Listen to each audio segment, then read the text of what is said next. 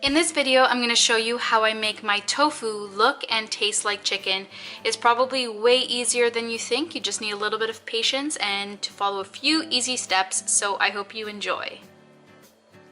So start by grabbing some tofu from your local grocery store. It doesn't matter what brand you use. I've used different brands as long as I get the extra firm. That's what I'm looking for, and that's what I use. Then I'm just going to open up the package and dry it off a little bit.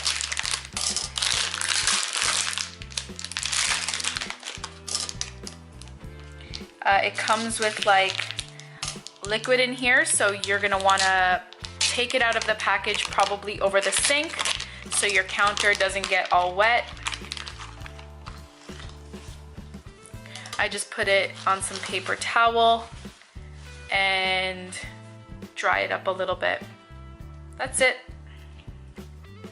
Tofu doesn't have any specific flavor. It will taste like whatever seasonings you use to flavor it.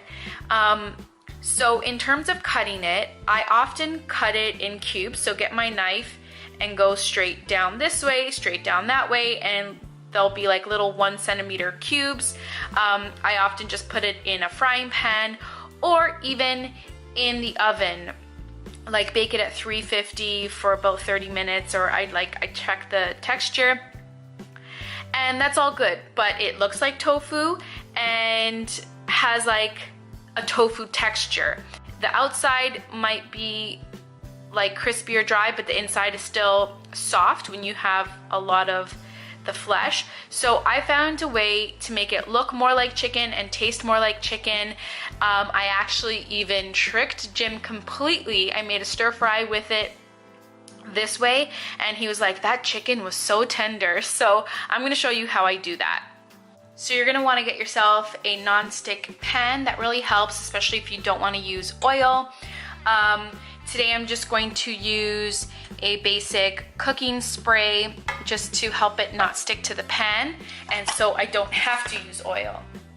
But if you don't mind the calories, then oil is fine. Wow.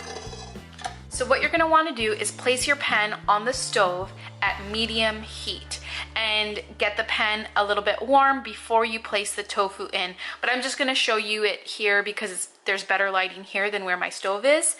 And you don't need a knife. Here is the part that's going to make it look like chicken. So instead of cutting it in cubes, you are just going to crumble it with your hands. So basically break apart pieces, okay? Start off rough and just break it apart.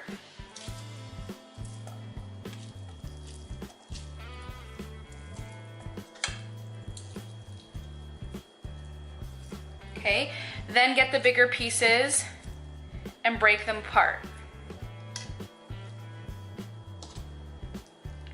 Exposing more of the center spongy soft flesh and getting that on the heat and getting it more evenly cooked and coated gives it more of a firm texture, and it just really, it looks more like chicken, and then it helps to taste more like chicken rather than soft, spongy tofu.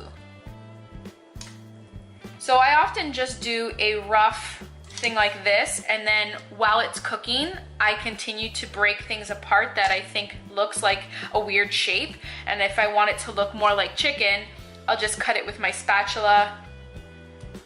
But I'll do it now. So at this point, when I'm usually doing this, it's on the stove and it's getting warm and I'm hearing the sizzling. And this is where I'll season it while it's on the stove. So I always season my tofu with the same 3 ingredients: sea salt, black pepper, and garlic powder. These 3 staples make the tofu taste delicious, whether you're frying it up on a pan or baking it in the oven. This is the perfect combination. The additional seasonings all depend on what kind of flavor I'm going for.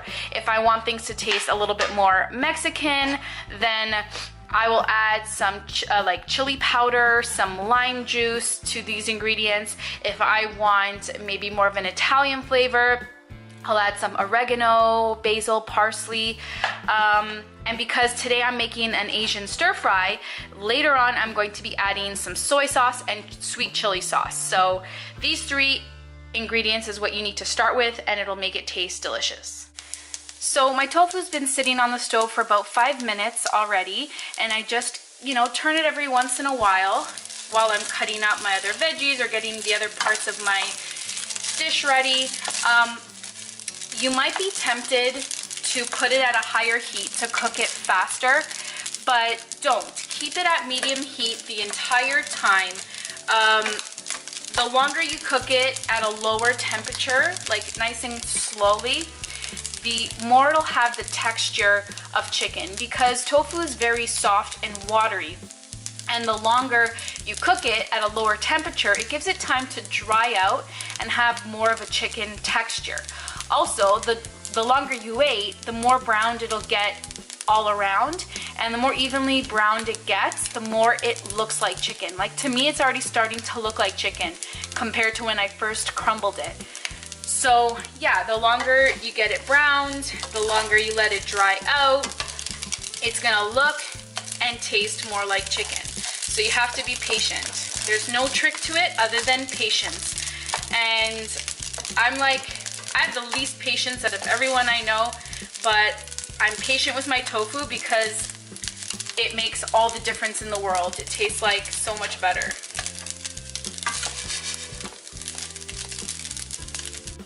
So it's been cooking on the stove for about 15 minutes at medium heat, but personally I like things a little bit more brown, so I'm probably gonna keep it on lower heat, like go right down to low, and keep it on for another 5 minutes before I pull it off the stove. So it was on the stove for about 20 minutes in total, and I took off the heat now. It's the perfect color and texture for me.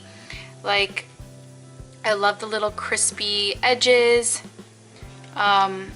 It's honestly perfect. I want to try one. Perfect.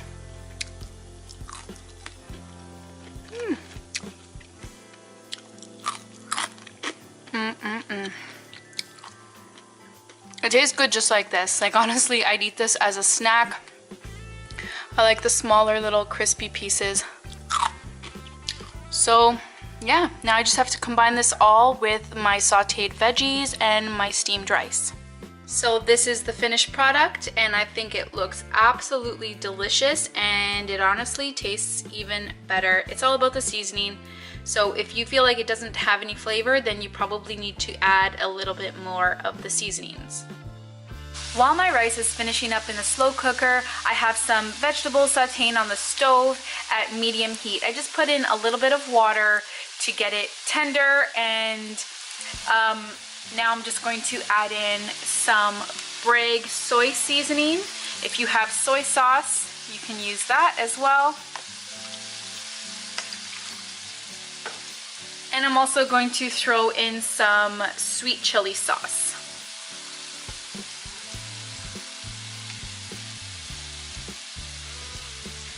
So this is what's going to flavor my entire dish.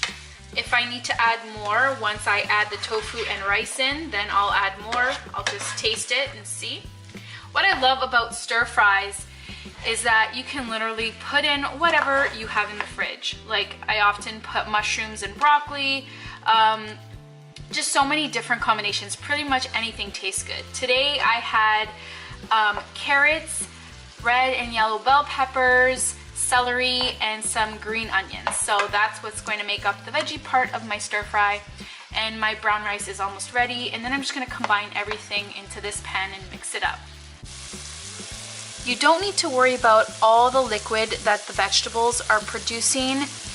It's mixing with the seasoning, and it's making like a nice sauce, and all the extra liquid will be absorbed by the rice and the tofu.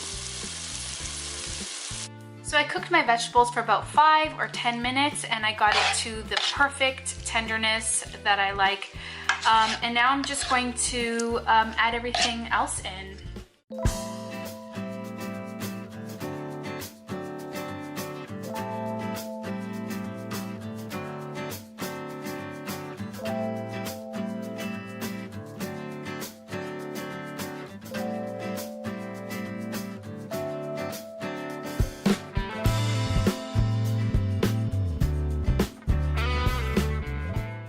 This is the finished product of the stir fry.